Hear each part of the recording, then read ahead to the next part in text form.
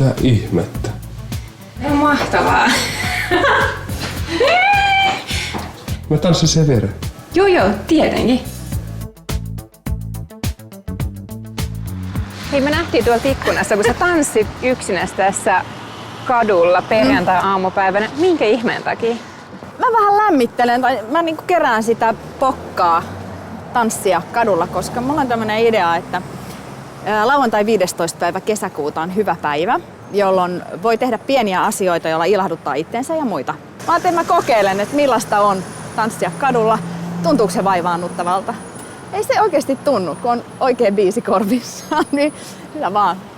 Mitä jos hyvä päivä kiinnostaa eikä tiedä mitä tehdä, niin mikä eteen? No mun mielestä tässä niinku kaikkein tärkeintä on, että pidetään ne kaikki tapahtumat, ne on sellaisia pieniä puroja, just että kuka tahansa voi oikeasti, mistä sulle tulee hyvä mieli, niin tarjoat sitä muille. Et jos tykkäät piknikeistä, niin järjestä puistoon piknik, pyydä muutama ystävä mukaan, levitä siihen vilttiä ja hyviä herkkuja, laita siihen vaikka plakaatti, että hei kaikki mukaan, että avoin piknik.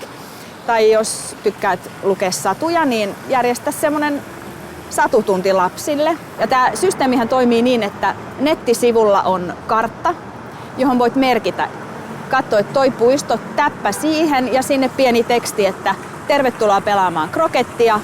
Oma mailan mukaan tai meiltä saa lainamailan kello 13-15. Et mä toivon, että se pysyy niin pienenä ja niin helppona se mielikuva siitä, että mitä se on. Että se ei tule kellekään kynnyskysymykseksi se, että apua mä en jaksa järjestää mitään hirveän suurta ja hienoa.